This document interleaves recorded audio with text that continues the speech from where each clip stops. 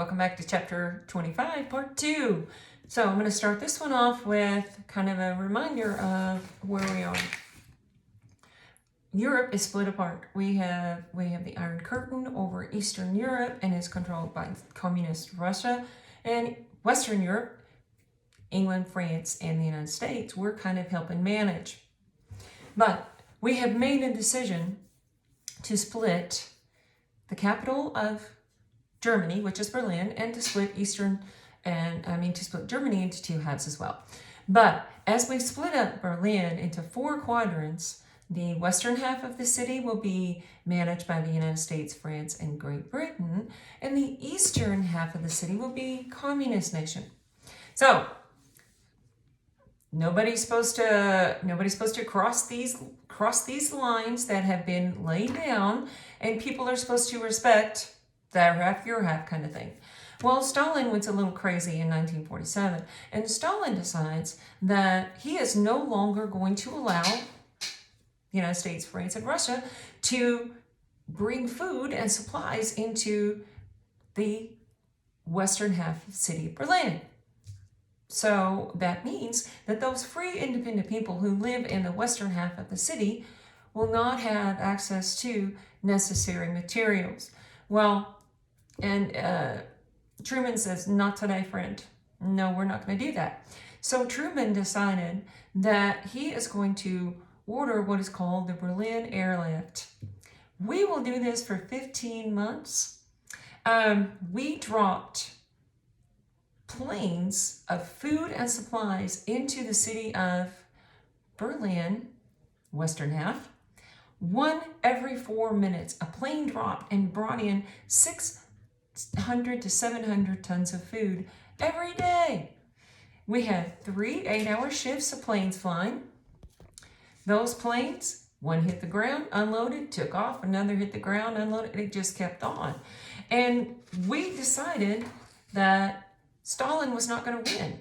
And you know what? Ultimately, Stalin decided they got me beat here. So he ended his blockade of the city of Berlin and let us go ahead and start driving trucks across communist Eastern Germany to get to the city of Berlin from that point forward. So we are still, it is 1947, we are still living in this dark shadow of communism, and everybody around is scared that the communists are coming, and it could happen anywhere. It could happen here. So Truman decides to push through what he calls a loyalty program. He wants to make sure that government officials and employees especially do not have any connections or desires to become part of the Communist Party, and he forces them to swear in an oath of allegiance to the United States and to the Constitution, and to never follow the Communist Party. But, there's only so much you can do.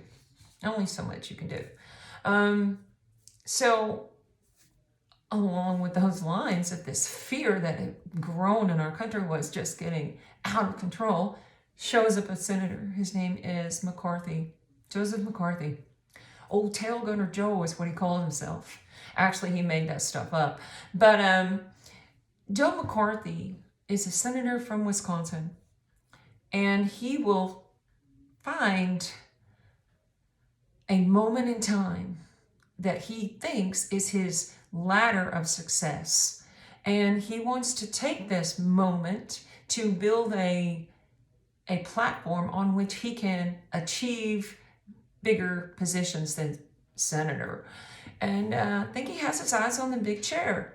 He would like to be president. Well, at a meeting in Wheeling, West Virginia, he is speaking to a group of people.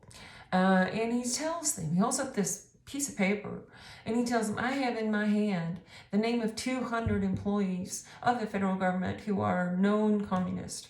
And oh my God, it went viral before the viral thing. It became such a huge deal. People are screaming, people are having fits, people are doing anything they can to draw attention to this real communist threat in our midst. And so we're going to end up, because of McCarthy's made up stories, we're going to have a whole time in the 1950s in which we call people to Congress. He sets up this thing called the HUAC, the House Un-American Committee. And if he subpoenaed you to come and talk to him, you have to show up if you get a subpoena. So people were showing up and testifying before Congress, and virtually he was destroying their lives simply by calling them up. A lot of folks out of California, the Hollywood set, a group of those guys are called Hollywood 10. They got to his meeting because they had a subpoena, and they said, I'm not talking to you. Fifth Amendment. Now, he took that and used that to smear their name, get them what is known as blacklisted in the entertainment industry so that they would not have any other jobs acting or writing or directing or doing anything anymore. And these people lose their lives, their livelihood, and everything, their reputation, because of one man's power-mad control. Fortunately, he is going to go away, and he's going to be shut down because of what's known as the Army McCarthy hearings. At the Army McCarthy hearings, one man, an attorney, kind of just backs up, and because McCarthy was accusing this young man from the Army of being a communist. And he says, have you no sense of shame? Have you no sense of decency? We're not going there, and I'm not letting you do this. So soon after that, the Senate will censure McCarthy, which means the rest of the senators kind of told him to sit down and shut up, be quiet. And so he kind of left it in shame and degradation, and he will die of alcoholism 3 years after. Well, remember the Truman Doctrine that we had that says, hey, if you're afraid of communist takeover, hit us up, we'll help you out. Well, it happened. 1949, China, which had been one of our kind of trading partners, falls communist to the takeover in Mao Zedong. So communism is going to flourish in China, where it still is a major force today, under President Xi Jinping today. But it is 1950.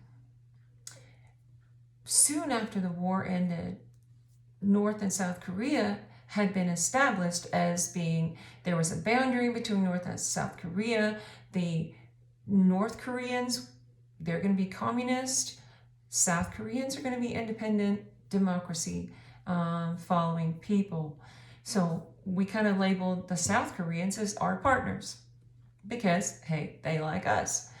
And when the North Koreans, under the Kim family, by the way, is still in control of the North Korean country.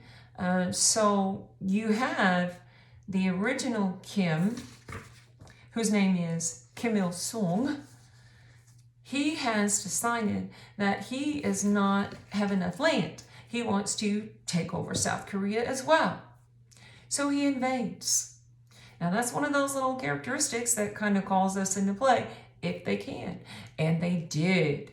They called us and said, hey, by the way, communists from the North, knocking down the door, coming into our house. Can you help? Okay, here we go. So 1950 to 1953, what is known as the Korean conflict. For our side, for their side, it was a war, but on our books and terminology, it's a conflict because we never declared war in Korea, but we are going to send troops. And to this day, we do have troops positioned along the boundary between North and South Korea. We are backing up the South Korean soldiers. And that ends chapter 25. See you soon.